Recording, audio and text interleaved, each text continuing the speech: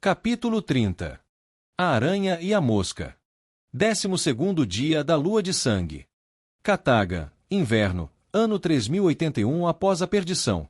Salara olhava fixamente para as estrelas, observando sua respiração subir preguiçosamente. Olmair estava morto. A dor em seu peito, fruto da tristeza que a inundava vinda de Virmir, confirmava isso. Seu antigo mestre havia levado mais uma grande alma deste mundo. Ela desejava ir no lugar de Olmair, ser ela cravar o aço no coração de Eltoar, mas Vandrin a proibira. Você e Virmir são importantes demais para arriscarmos nisso, ela dissera. Se há alguém entre nós capaz de derrotar Eltoar com a espada, esse alguém é Olmair. Se ele cair, cairá com honra, e seu sacrifício fará nosso povo avançar. Se ele for bem-sucedido, esta guerra terminará rapidamente. Não haverá oportunidade melhor para tirar Eltoar da Etana e Hélios deste mundo. Salara respirou fundo, mantendo o olhar fixo no céu cintilante de vidro quebrado. Nadawi Naidin Ciel Vairin Von Miaidria, Aeldral. Din e Madru Vaeracanra e Lanir. Morrer ao seu lado teria sido uma honra para mim, Elderblad. Seu sacrifício não será em vão. Aen. Salara baixou o olhar para encarar os dois humanos à sua frente. Duas fileiras de cavalaria de Loria estavam posicionadas atrás deles, com a cidade de Catagan iluminada por lanternas ao fundo. Salara sentiu 4 magos entre a cavalaria já se preenchendo com a centelha. Aceitamos sua oferta, disse o menor dos dois homens, gesticulando em direção ao homem ao seu lado. Keval será nosso campeão. Se o matarem, cederemos a cidade a vocês, como pedem. Mas se ele os matar, seu exército deporá as armas e se renderá. Este é o caminho. Salara lançou um olhar para o homem mais alto enquanto falava, a luz carmesim da lua de Efialtir brilhando em sua cabeça polida. Ele era pelo menos 30 centímetros mais alto que ela e parecia ter sido criado mamando no peito de um Jotnar. Ele não a preocupava. E como saberemos que seu povo obedecerá às regras se você morrer? A honra exige isso, disse Salara, virando-se para Vandrin e os 5 capitães que estavam ao seu lado. Atrás deles, milhares de guerreiros de Númilion, com suas armaduras douradas, se espalhavam pela planície, com seus estandartes carmesins e dourados tremulando ao vento. Enquanto os descendentes de Salara voavam para Elkenrin ao lado de Baratur e Andrax, acompanhando Olmair Moridan e os outros, Vandrin liderava 50.000 almas atrás das linhas de Loria, através da floresta de Elkenrin. Eles encontraram sentinelas de Loria espalhadas pela floresta, mas nenhuma delas pressentiu a morte. Os humanos haviam se tornado arrogantes ao longo dos séculos. A esperança era que a ameaça de um ataque a Elkenrin atraísse forças das outras cidades, e a presença dos dragões ali, juntamente com Dravir, na costa leste, manteria a guarda do dragão ocupada. Nisso, tudo correu perfeitamente. Mas o custo foi alto, e foram Olmair e seu grupo que o pagaram. Eles sempre souberam que haveria pouca chance de retornar de Elkenrin. Eles se ofereceram como voluntários. Salara respirou fundo e desembainhou sua espada. Desabotoou o cinto e entregou-a ao capitão Undrir, que a recebeu com uma reverência. Ela fez um gesto indicando a presença de Tara e Indivar. Vá até sua alma gêmea, disse ela em um meio sussurro. Isso não vai demorar, e tenho tanta fé na honra desses humanos quanto na de uma serpente. Esta noite não conhecerá o som da paz. E mesmo assim você lhes oferece Alvadru. Indivar era alguns centímetros mais baixo que Salara, com uma constituição mais esguia e cabelos escuros presos em nós tão intrincados que mal pareciam valer a pena. Quando o resultado é certo, é realmente uma oferta. E, no entanto, é mais do que eles merecem. Isso não tem nada a ver com eles, respondeu Salara, olhando nos olhos de Indivar. A história falará desta guerra. Falará de nós. Não permitirei que digam que nem sempre buscamos o caminho da menor destruição. Não seremos como eles. Não seremos demônios nas sombras, lâminas silenciosas nas gargantas dos adormecidos. Seremos guerreiros, e quer vivamos ou morramos, a história se lembrará de nós como tal. A história é escrita pelos vencedores, respondeu Indivar. Ela dirá o que lhe contarmos. Os humanos escreveram a sua própria história depois de massacrarem os nossos parentes. E como eu disse, nós não somos eles. Indivar tentou falar novamente, mas Taran colocou uma mão de 3 dedos em seu ombro e balançou a cabeça. Ele olhou para Salara. Será feito, Narvir. Aguardaremos seu chamado. Indivar enrijeceu, mas cedeu, inclinando a cabeça antes de partir com Taran em direção aos seus parentes de alma, que esperavam atrás de uma elevação no terreno, a alguma distância. Tanto Taran quanto Indivar eram jovens na época dos Quendiar. A ruptura. Na noite em que seus próprios irmãos e irmãs se voltaram contra eles, na noite em que os humanos travaram uma guerra santa em nome de Efialtir, aquela juventude ainda transparecia. Salara. Salara se virou e viu a rainha Vandrin gesticulando em direção às fileiras de elfos que se destacavam do grosso do exército, logo acima do ombro direito de Vandrin. Cada um deles vestia uma armadura dourada recém-forjada, com faixas de tecido azul amarradas nos braços e na cintura. Voluntários dentre os resgatados das minas no norte. Aqueles que se sentiam fortes o suficiente, aqueles que queriam lutar. E o Onarakina, os Inquebráveis. Era um nome dado a eles pelo marechal de guerra Luilin, e um nome com o qual Salara tendia a concordar. Se ela tivesse sofrido o que eles sofreram, não havia dúvida em sua mente de que teria sido despedaçada em 1000 pedaços. Nenhum deles possuía a força física necessária para travar uma guerra, nem a destreza com a espada. Mas suas vidas lhes pertenciam, e se desejassem lutar, Salara se sentiria honrada em estar ao seu lado. Junto com Luilin, ela havia escolhido a dedo 200 dos melhores de Númilion para lutarem em suas fileiras, com o único propósito de mantê-los vivos o tempo suficiente para sentirem a doçura da vingança. Vandrin agarrou a ombreira de Salara. Mostre a eles o que significa ser Evalien. Mostre a eles como nos mantemos de cabeça erguida e ombros para trás, como jamais nos ajoelharemos novamente. Ela baixou a voz. Mostre a eles o que fazemos com aqueles que ferem nosso sangue. E Salara, mostre a eles o poder da fúria de um dragão. Salara inclinou a cabeça. Mianari. Com esta vitória, dividimos os Lorianos ao meio. Ameaçamos o coração do seu império. E se Vizen e Falizin forem bem-sucedidos, estaremos ainda mais perto de derrotar Fani. Os pensamentos de Salara se voltaram para Vizen e Falizin, que naquele momento voavam com seus parentes de alma em algum lugar ao longo da costa sul de Eferia, em direção ao Nar. O quarto elemento do plano. Corte o sangue e o membro morrerá. Corte membros suficientes e o corpo morrerá. As palavras da rainha Vandrien ecoavam na mente de Salara. Naquele instante, uma compreensão a atingiu e ela se obrigou a olhar nos olhos da rainha. Olmair foi para os salões de Ashiron. A expressão de dor só foi visível no rosto da rainha por uma fração de segundo, mas Salara viu. Ela viu o queixo de Vandrin cair, sua respiração falhar e seu coração dar um salto. Então a rainha se tornou impassível novamente. Então devemos garantir que seu sacrifício tenha um propósito. Vá. Tem certeza de que deseja que esta honra seja minha? A rainha se afastou e respirou fundo, sorrindo para Salara. Ildrir viel Azatar, Salara. No fogo somos forjados, Salara. E Sanvir viel Baralum, respondeu Salara. É no sangue que somos moldados. Salara inclinou a cabeça para a rainha uma última vez, depois se virou para encarar o humano que a aguardava. Ele estava sozinho agora, o homem menor tendo retornado ao seu cavalo a uns 3 metros de distância, onde os outros cavaleiros esperavam. Uma grossa couraça protegia o torso do homem, uma cota de malha por baixo, enquanto mais placas de armadura estavam presas às suas canelas, antebraços e coxas, reforçadas por couro grosso. Em sua arrogância, ele não usava capacete, nem mesmo um cap de malha. A cena fez Salara soltar uma risada rouca. Ele empunhava em seu punho direito uma massa de aparência sinistra, com quase 2,5 metros de comprimento, um cabo grosso com faixas de aço e uma cabeça esférica cravejada de pontas brutais. Uma única ponta, tão comprida quanto o dedo médio de Salara e tão grossa quanto o cabo da arma, erguia-se no topo da cabeça. Ela lançou um olhar para sua própria arma, a luz vermelha reluzindo no aço liso, a lâmina ligeiramente curvada, o cabo de couro decorado com ornamentos delicados. O contraste entre as duas armas parecia apropriado. Uma era brutal e implacável, projetada para quebrar e partir, para perfurar e dominar. A outra era elegante e sofisticada, polida e refinada, criada com um único propósito: matar. Eu sou Salara Itan, parente de Alma de Virmir. Gostaria de saber seu nome completo, disse Salara, demonstrando mais respeito do que lhe era devido. Que te importa? O homem deu de ombros, encarando-a com desprezo. Não vai importar muito quando seu cérebro estiver escorrendo pela sua boca. Menos conversa, mais morte, vadia. Assim seja. Salara pressionou a proteção de sua espada contra o peito, o aço tilintando. É um Aldin Gartildal. Maashiron Inuedo e Assoneio Natair. É um bom dia para morrer. Que Ashiron o acolha em seus salões. O homem balançou a cabeça e riu antes de empunhar sua massa com as 2 mãos e marchar em direção a Salara.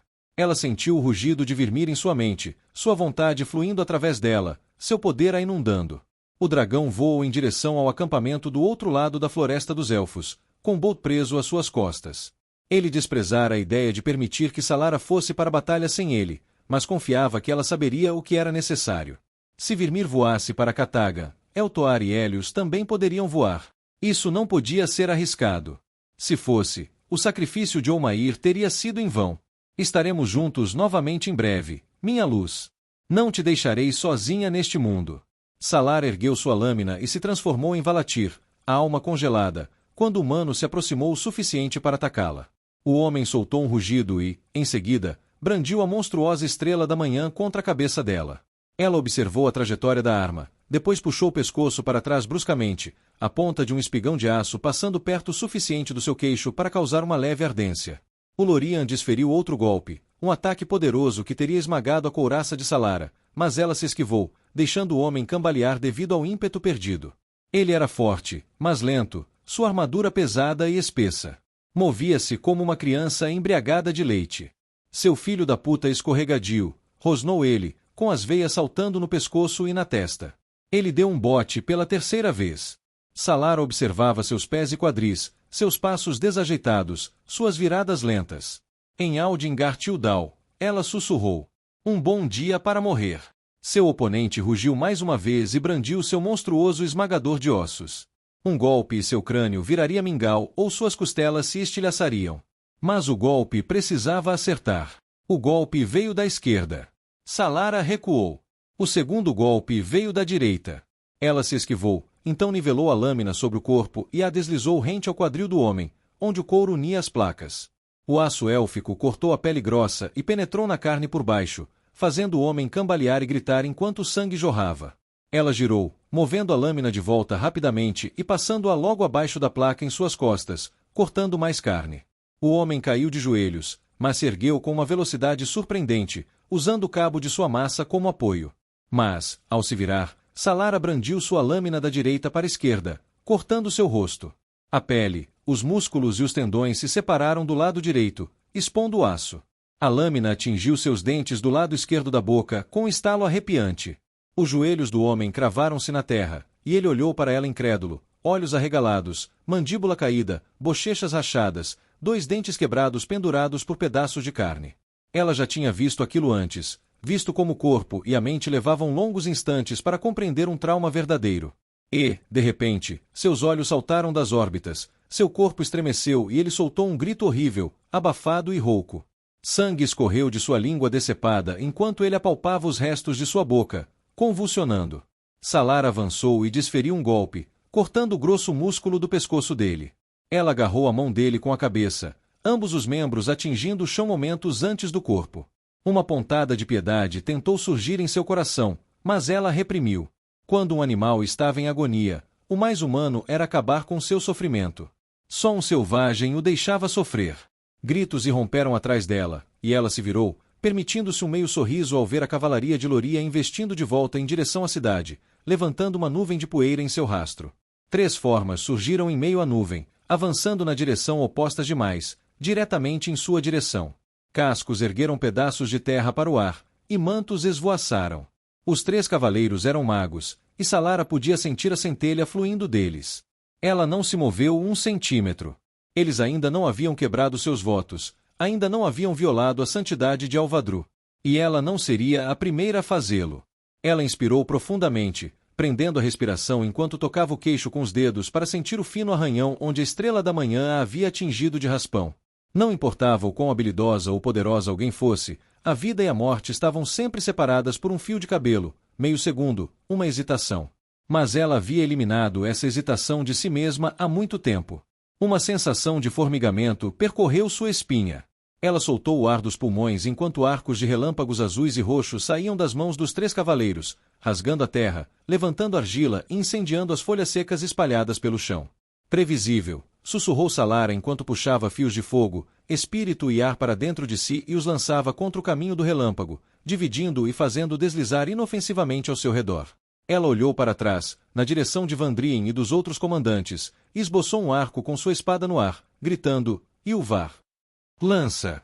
No mesmo instante, Kala, irmã de Vandrin, arrancou a espada de Salara e, em resposta, atirou-lhe uma lança de cabo grosso. Salara calculou a trajetória da arma, olhou para os cavaleiros e, num único movimento fluido, agarrou e lançou a lança. A lança atingiu o cavaleiro mais à esquerda no rosto, rasgando sua bochecha e boca antes de perfurar seu crânio em uma nuvem de sangue e ossos. A força do golpe, combinada com o movimento para a frente do cavalo, lançou o cavaleiro para longe das costas do animal. Ele caiu no chão enquanto o cavalo disparava para a esquerda, soltando um grito agudo. Pobres criaturas! Os humanos adoravam usá-las como alimento. Suas almas eram belas demais para tamanha selvageria. Os dois cavaleiros sobreviventes lançaram um breve olhar ao companheiro caído antes de incitarem seus cavalos a acelerar. Um deles tentou tecer fios de a terra sob os pés de Salara, enquanto a outra pessoa extraía o calor do ar ao seu redor com fios de fogo. Ambas as manobras foram extintas por fios que surgiram por trás de Salara, Vandrin e os outros. Salara olhou para trás e Vandrin fez um gesto para que ela continuasse, assentindo com a cabeça em sinal de concordância. Os humanos haviam violado os direitos de Alvadru e a cidade arderia em chamas por isso, mas essas mortes pertenciam a Salara. Os dois cavaleiros desembainharam suas espadas, uma luz vermelha brilhante emanando de debaixo de suas couraças. Eles estavam a poucos metros de distância. Ela canalizou fios de ar através de si e os lançou contra os lorianos que avançavam. Ela dividiu os fios, afinando-os e arremessando-os contra o peito dos cavaleiros. Os dois homens soltaram uivos violentos ao serem arrancados de suas celas. Teria sido mais simples queimá-los, mas os cavalos não mereciam esse destino. E ela poderia ter arrancado o ar de seus pulmões ou esmagado seus peitos, mas esses homens haviam fugido da cidade com o único propósito de acabar com a vida dela. Consideraram a morte dela digna da deles, e por isso ela olharia em seus olhos enquanto extraía a luz de suas almas. Os homens se levantaram rapidamente enquanto seus cavalos se dispersavam. Um momento de hesitação pairou entre eles, lutar ou fugir. Um deles sacou a espada do chão e seguiram em direção a Salara. Vai ser luta. Os dois homens se aproximaram dela, um para a esquerda, o outro para a direita. O homem da esquerda mancava, provavelmente por ter caído do cavalo. O da direita tinha mão firme, e várias facas reluziam na faixa que cruzava seu peito. Ele seria o primeiro a morrer. Ela vislumbrou um leve sorriso no rosto da portadora da faca ao ver suas mãos vazias. Ela havia deixado sua espada com Kala e sua lança no peito do mago morto. Os dois homens circularam até ficarem na periferia do campo de visão dela. Um momento de vento e silêncio se passou, então eles se lançaram sobre ela, girando fios de fogo, espírito e ar ao seu redor. Salara puxou fios de espírito através de si, afiando-os como facas enquanto cortava os fios dos lorianos. Ambos os homens brandiram suas espadas, uma em direção à sua cabeça, a outra em direção à sua canela. Ela recebeu o golpe mais alto com sua braçadeira, aparando a espada e redirecionando-a, enquanto erguia a bota esquerda e a golpeava com força, prendendo a segunda espada no chão e arrancando-a da mão de seu atacante. Eles se moviam com a velocidade e a força de almas aprimoradas com magia de sangue, mas lhes faltava habilidade para fazer a diferença. O homem à sua esquerda cambaleou, a perna ferida incapaz de sustentá-lo. Salara golpeou-o com o joelho enluvado no rosto, o estalo do osso audível. Enquanto ele se debatia no chão, Salara girou, evitando por pouco o golpe da lâmina do segundo mago, cuja ponta quase roçou sua couraça. Tentáculos de algo invisível a envolveram, serpentes forjadas na escuridão de Efialtira prendendo. As espirais da magia de sangue puxaram seus braços para o lado e se apertaram. Fazia séculos desde que sentirá pela última vez o toque corrompido daquele poder sombrio. Ela empurrou fios de terra para fora e para dentro das placas peitorais dos dois magos, forçando o metal para dentro. Não tinha certeza de qual dos dois a segurava. Melhor ter certeza. Num instante, os laços invisíveis que a prendiam evaporaram enquanto ambos os homens se esforçavam para cortar seus fios de terra antes que suas armaduras cedessem. Salara lançou-se em direção ao mago mais próximo e, enquanto ele brandia sua espada, ela puxou um fino fio de ar, arrancou uma de suas facas de arremesso de sua bandoleira e a lançou contra o pulso do braço que empunhava a espada. Ele soltou a lâmina com um uivo. Salara apanhou a arma no ar com a mão esquerda e abriu-lhe a garganta num só movimento. Enquanto ele cambaleava para frente, com sangue a escorrer-lhe pelas mãos, Salara envolveu os dedos na sua garganta aberta. Din Aedria Efirir, ela sussurrou enquanto o homem se engasgava com o próprio sangue. Sua honra está perdida. Ela cravou a lâmina de Loria em sua barriga e, em seguida, jogou seu corpo sem vida no chão. O mago que mancava estava atrás dela, tendo recuperado sua espada e se levantado, com a mão tremendo em torno do cabo. Vocês se autodenominam magos de batalha, disse Salara na língua comum dos humanos, caminhando lentamente em sua direção. Ela olhou em seus olhos, balançando a cabeça. Vocês não passam de sombras do que os precedeu. O homem mancava para trás, os olhos fixos nela, a espada estendida numa posição completamente inútil. Fique para trás. Um pingente de pedra preciosa vermelha brilhante se soltou de seu encaixe sob a couraça.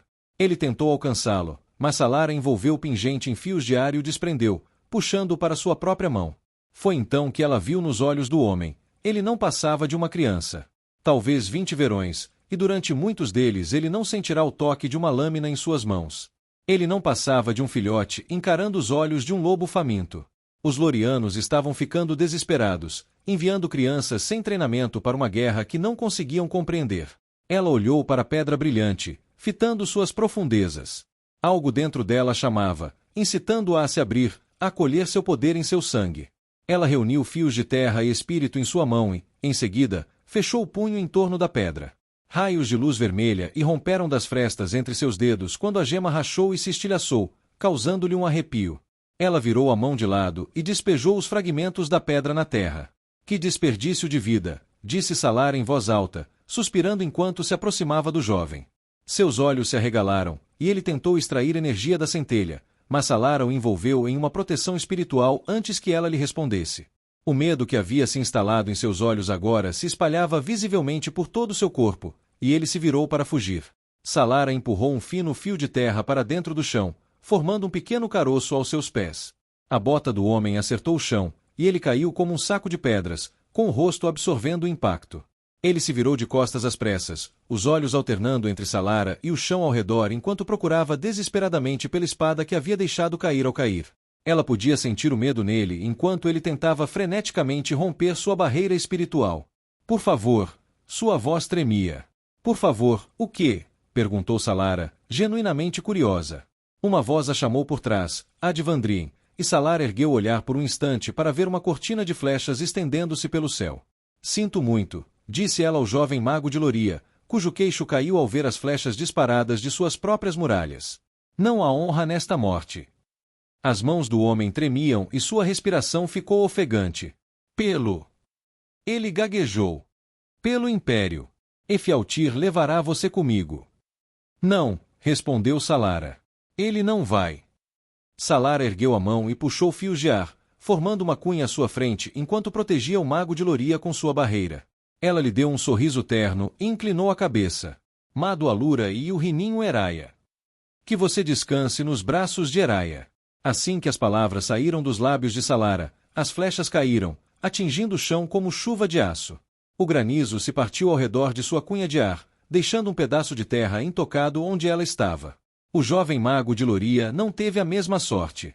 Ele se debatia enquanto as flechas penetravam sua carne, perfurando suas pernas e braços, rasgando seu torso e transformando seu rosto em farrapos. Quando tudo terminou, Salara permaneceu ilesa, com um toque de tristeza no coração ao ver o corpo que agora era composto mais de aço e madeira do que de carne e osso. Seguiu-se um silêncio sepulcral, que se prolongou até que a terra estalasse sob os passos. A rainha Vandrien e sua irmã, Kala, pararam ao lado de Salara, cercadas por 10 membros da Guarda Solar, juntamente com o alto paladino Trin Erimal e o marechal de guerra Luilin. A rainha lançou seu olhar sobre os 2 corpos, ambos crivados de flechas, a terra parecendo as costas de um anditar espinhoso. Eles buscavam glória, disse ela, seu olhar demorando-se no mago mais jovem. Mas foi a morte que veio ao seu encontro. Ela olhou para Salara. Comece. Salara juntou o polegar e o indicador e assobiou, enriquecendo o som com elementos de ar e espírito. 2 rugidos responderam ao seu chamado. Momentos depois, o som abafado das asas se espalhou com vento e sombra se projetaram sobre Salara e os outros enquanto Nimaches e Baeri sobrevoavam o local. A dupla era formada por 2 dos menores dragões sobreviventes de Quendiar, mas mesmo os menores dragões eram criaturas enormes por si só. Eles giravam um em torno do outro, seus movimentos íntimos, escamas negras se misturando com o azul, asas verde escuras contrastando com o creme pálido. Outra chuva de flechas foi disparada das muralhas de Kataga, mas os 2 dragões simplesmente se elevaram acima da chuva de aço e madeira, com as flechas caindo inofensivamente no chão. Ao lado de Salara, o alto paladino Trin levou sua trompa aos lábios e soprou. Mais trombetas responderam, seguidas pelo trovão de passos enquanto o exército iniciava sua marcha. Os dragões desceram sobre as muralhas, rios de fogo jorrando de suas mandíbulas. Menos de 2 horas depois, Salara estava no centro de uma rua larga além da segunda muralha de Cataga, sua lâmina cravada nas entranhas de uma mulher que morrera bem, seu pé apoiado no pescoço de um homem que não morrera. Sombras dançavam pelas paredes de pedra branca, projetadas pelas chamas que consumiam a cidade, acompanhadas pelos gritos e urros daqueles que se preparavam para entrar nos salões de Achiron. Salara deslizou a espada da barriga da mulher e deixou o corpo cair sobre o calçamento de pedra, o olhar fixo nas paredes brancas manchadas de sangue. Esta cidade outrora abrigara o reino Evalien de Quelim. Ela se lembrava bem da história deles. Sobreviveram mais tempo que a maioria após os Quendiar, venceram muitas batalhas, enviaram muitos guardas do dragão para os braços do traidor. Mas, como todos os que vieram antes deles, eventualmente caíram, restando apenas um punhado para encontrar abrigo dentro dos limites de Linalion.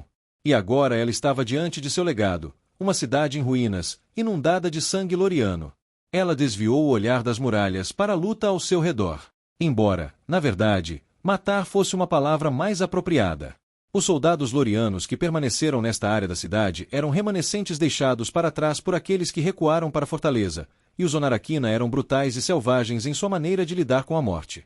Ao seu redor, os elfos blindados, com faixas de tecido azul nos braços e cinturas, atacavam os soldados de Loria como lobos famintos. Eles decepavam membros e esfaqueavam cadáveres até que nada restasse além de uma massa disforme de órgãos e pele picados. Por gerações, esses elfos foram forçados a trabalhar nas minas do norte até que seus corpos cedessem ou suas mentes se quebrassem. Agora, lhes fora dada a chance de liberar toda aquela fúria, toda aquela agonia e desespero. E embora Salara compreendesse sua dor, a respeitasse, achava a cena difícil de presenciar. O som de botas blindadas ecoou atrás dela. Uma coluna de guerreiros no milírio marchava pela rua atrás de Salara, suas armaduras douradas e polidas manchadas de sangue ainda fresco. Moviam-se em passos firmes e precisos, parando apenas para cravar uma espada ou lança no ventre de um corpo em movimento no chão. A coluna parou abruptamente diante de Salara. Draleide. O capitão Undrir saiu das fileiras e removeu o capacete. Manchas de sangue seco cobriam a pele ao redor dos olhos, onde o capacete não os cobria, e seus cabelos encharcados de suor grudavam no rosto. Outra elfa caminhava ao seu lado, a ornamentação de raízes douradas em sua armadura a identificando como uma Galdrim. Undrir fez uma breve reverência, fazendo uma careta ao ver os Onarakina despedaçando os remanescentes dos Lorianos. Sankiar, respondeu Salara com um aceno de cabeça. Capitão, quais são as novidades? A rainha deseja que você avance para a torre principal. Ela conquistou o setor oeste da cidade com perdas mínimas. Aparentemente, a maioria dos magos da cidade foi enviada para reforçar Elkenrim, Draleide. O Galdrim imitou o gesto acolhedor de Undrir. Avançamos pela cidade com pouca resistência. O plano funcionou ainda melhor do que esperávamos. 1. Salara assentiu lentamente com a cabeça enquanto olhava para o matadouro ao seu redor. Parece que sim. Com a lua do traidor pairando sobre a cidade, os magos de Loria tinham uma clara vantagem sobre os Galdrim élficos. Sua magia de sangue estava mais poderosa do que desde a noite dos Quendiar. Quando Vandrin propôs o ataque em 4 frentes, ela teorizou que os Lorianos enviariam talvez 1/3 de seus magos e guerreiros para reforçar Elkenrim. Mas, pelo que Salara presenciou, eles enviaram quase todos. As muralhas da cidade caíram em minutos, a guarnição foi derrotada e se espalhou pelas ruas. E, em meio a todo o derramamento de sangue, Salara encontrou apenas 3 magos onde esperava encontrar uma centena. Algo estava errado. A cidade havia caído com muita facilidade. Você parece descontente, Draleide. O capitão Undrir inclinou a cabeça, tentando encontrar o olhar de Salara. Não era esta a vitória que esperávamos. Ainda não é uma vitória, Sankiar. Ainda há muita morte por vir. Undrir endireitou-se, erguendo o queixo. Sim, Draleide. Perdoe-me. O elfo engoliu em seco. A rainha Vandrin oferece-lhe a honra de reconquistar a cidade ao seu lado. Ela oferece demais. Com todo respeito, Draleide, não creio. Undrir fez uma leve reverência, pressionando o punho cerrado contra a couraça. Ela pede que envie mensageiros a Draleide Tara e Indivar. Nenhum outro ataque deve ser feito contra a cidade, e ela deseja que eles estejam presentes quando você tomar a fortaleza. Salara soltou um breve suspiro pelas narinas e assentiu com a cabeça. Assim será feito. Primeiro, 50 de seus guerreiros escoltarão os Onarakina para longe da batalha. Ela lançou o olhar ao redor da rua. Muitos dos Onarakina estavam sentados no chão, com as costas apoiadas em paredes quebradas ou em pilhas de corpos despedaçados, sangue escorrendo dos cabelos, dos rostos e das mãos. Eram mortos-vivos.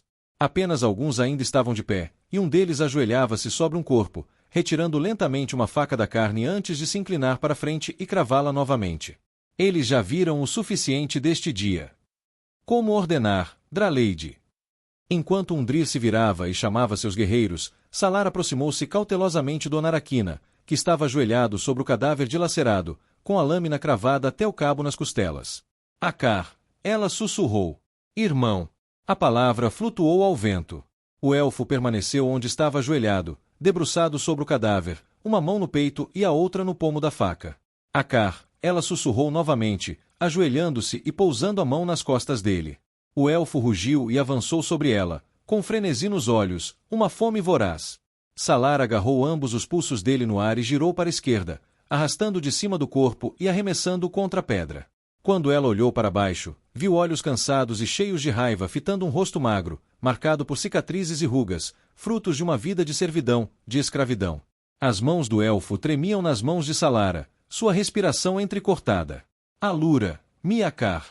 Alura. Do Evarno. Ininvaera Sari do Anis. Descanse, meu irmão. Descanse. Você está seguro. Ninguém vai te machucar agora. A elfa olhou para ela sem dizer uma palavra. Claro, sussurrou Salara, levando as mãos do elfo para baixo, uma ao lado do corpo dele, a outra contra sua couraça. Sinto muito, irmão. Eles lhe roubaram nossa língua, nossa herança, nossa história. Você está seguro. Você é amado. Você é Evalin. Ela soltou o pulso do elfo lentamente, mantendo o olhar fixo nele o tempo todo. Qual é o seu nome? Tu. Ele hesitou por um momento. Tualin, Draleide. Fique ao meu lado, Tualin. Salara se ergueu sobre os calcanhares e pegou a mão de Tualin enquanto se levantava. Com o mesmo cuidado que teria ao colher uma flor, Salara removeu o capacete de Tualin e o deixou cair no chão. Seus cabelos escuros estavam encharcados de suor, e mechas dele se misturavam ao sangue em seu rosto. Ele não poderia ter presenciado mais de 25 verões, mas suas maçãs do rosto quase perfuravam a pele, seus lábios rachados, e seus olhos. Ela nunca vira tanta angústia, tanto medo e incerteza, nos olhos de outra pessoa. O que eles fizeram com você? Ela vira os Onarakina quando foram libertados das minas. Vira seus corpos definhados, sua carne marcada e esfolada, seus olhos escuros e apáticos. E também os vira receber as sedas mais finas, as refeições mais fartas e tudo o que uma alma pudesse desejar. A rainha Vandrien garantirá isso. E em sua ingenuidade, Salara pensara que estavam no caminho da cura, que as roupas, a comida e os luxos cicatrizariam suas feridas, tanto físicas quanto espirituais. Agora ela percebia que ingenuidade era uma palavra muito fraca. Idiocia, absurdo, ignorância. Sim, ignorância era a palavra. O que foi feito a esses elfos jamais cicatrizaria, jamais formaria crosta ou desapareceria. Era uma tortura para a alma e a mente, uma tortura para o sangue. Salara deu um suspiro suave, e em seguida, pousou delicadamente as mãos enluvadas nas bochechas de Tualin. Não posso devolver nada do que foi tirado de você. Não posso lhe dar consolo, paz ou serenidade. E, portanto, não farei essa promessa. Mas posso lhe dar vingança. Posso aprimorá-la.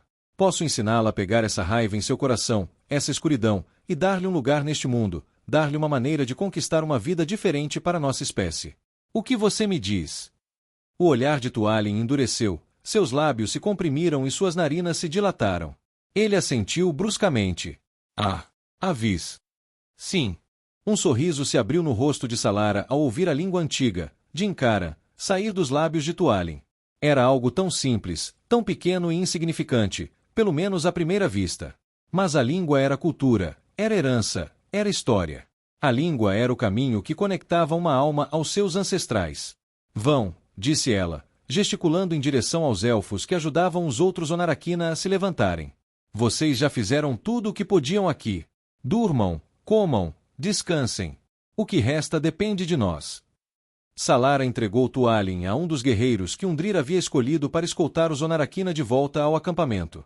Mais uma vez, ela assobiou, 3 rajadas agudas, amplificadas por ar e espírito, o sinal para Tara e Indivar interromperem o ataque e se juntarem a ela.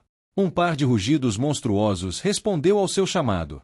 Sankiar Undrir, ela chamou, encontrando Undrir ajudando uma Onaraquina ferida a se levantar, com sangue escorrendo de uma flecha cravada em seu ombro. Quando todos estiverem bem, marcharemos para a fortaleza. Matem tudo o que estiver em nosso caminho. O tempo da misericórdia já passou há muito tempo.